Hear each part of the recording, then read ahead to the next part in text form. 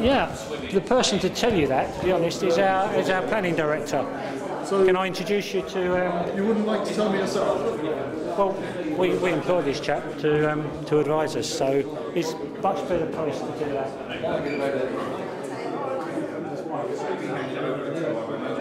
Johnny looks awfully busy. I'm sure you can answer some questions. So John's our expert on the scheme.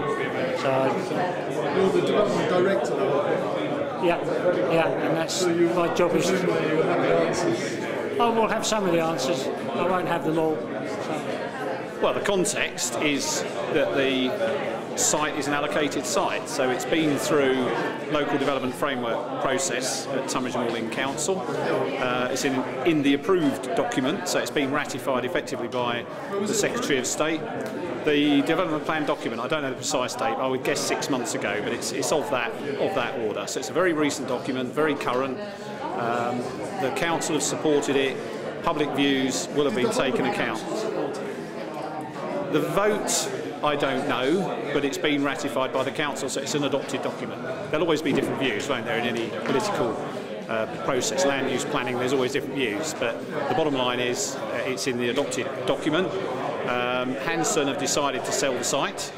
There were a number of bidders, one of which was Simon Wright Homes, and they have already exchanged contracts on the site, so effectively they own the freehold for the land that you see red and blue. So Simon Wright Homes have appointed a team which involves planning consultants, landscape consultants, ecologists, highways consultants, contamination consultants. They've got in-house drainage consultants and infrastructure consultants. They've appointed some of the BTP Hyder people who were involved with Hanson before, so some of the technical evidence is really an update of that which was provided before, and everyone's been working on this site for probably 3 or 4 months, putting together these initial proposals so that we could hold a public exhibition. There's already been some discussion with the Borough and some discussion very briefly this week with the Parish Council. And obviously, how do you think most people feel about it? I've not spoken to most people. I've only spoken probably to a quarter of the people today. There's some strongly against, some that welcome elements of the scheme because they appreciate the fact it's already within an adopted local plan document. But to be honest, I'll analyse the questionnaires and then we'll have a team meeting afterwards to see what the overall views are. There's quite a few people who are reasonably supportive. Inevitably, there's some people who are against the principle still. Support it. What do they like about the proposals in particular? I think they feel that a traditional design approach is a good thing. That's really the main comment I've had. They also like the more informal treatment of the open space. But to be honest, we've got to keep our minds open to what's the right and the wrong approach. One of the meetings we've had before today was Kent Wildlife Trust, and they've pushed us down the route of wildlife enhancement and retaining ecology on the open areas, which is why you see it in the form you do on the board. Whether the council, the Borough Council, will want to push for something more formal, play pitches, is of course another matter, and that's something we need to find out again, the reaction of the public today, and what's the best way of addressing those kinds of issues. I mean, Borough Green's fairly well provided for in the council's open space plan.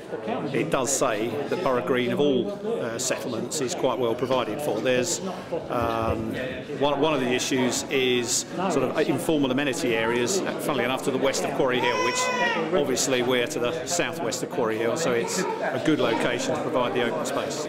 I would say the main concern that I've heard, I can't speak for the others who are here, is about access. So vehicular access to and from the site. What we're saying to them is that the movements are judged against the historic movements, and that when you do that, which is what BTP Hyder have been employed to do, the movements are very similar historically between the site when it was up and running commercially fully and the site when it's up and running fully as a residential site of the type of scale that we're proposing. Right. So where will the main access be, in your opinion? Onto the roundabout, by the doctor's surgery. So it comes onto the industrial access and then onto the roundabout. Well, there it's then public highway. So you won't be using the private road that's already in place? The private road, the idea would be that that would become adopted. That will become so? Adopted, meaning adopted by county council, so it would become part of the public highway network. That's definitely not part of the proposal.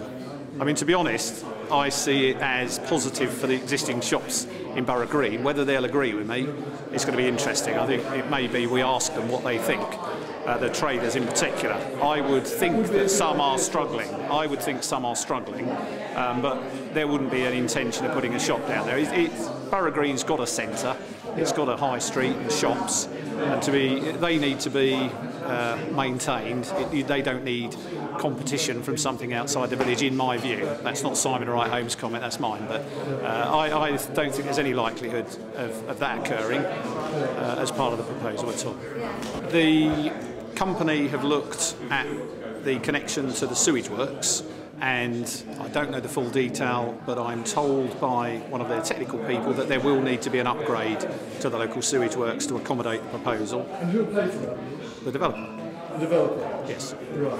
Yeah. So that's budgeted as part of looking at the site purchase.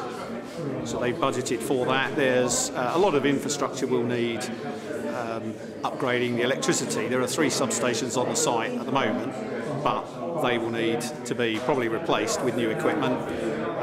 Telecoms is currently across on poles, whereas that will be put underground. Gas is there's a main out in the road, but that will need to have a regulator put on it so that it can serve the site appropriately.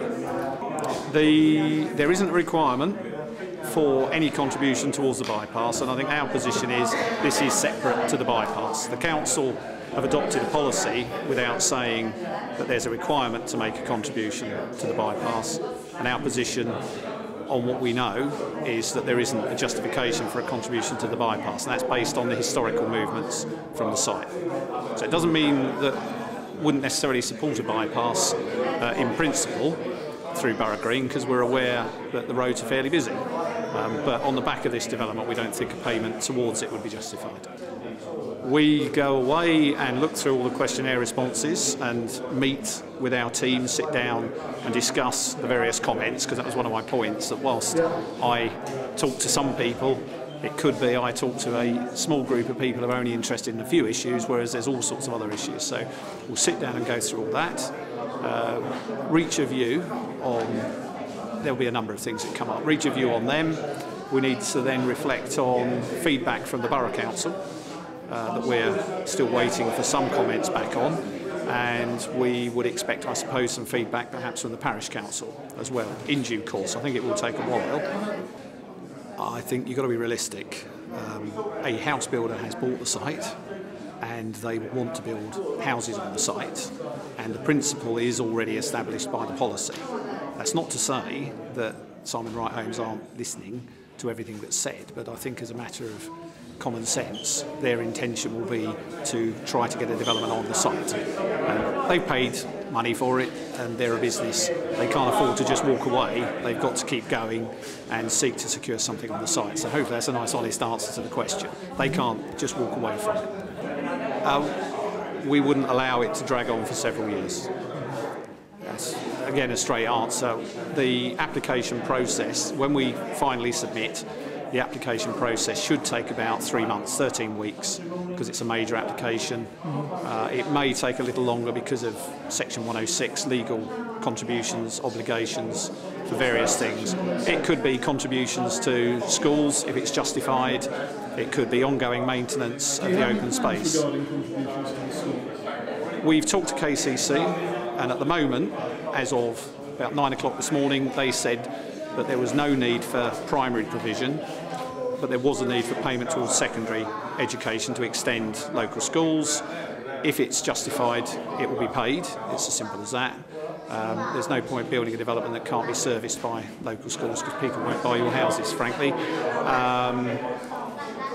I've asked for an updated, they do a rolling programme of education, because it depends on the school roll and projections. So I would expect them within a couple of weeks to come back to me with an update on the school contributions. So if you want the information then, I'll give you a card in a moment.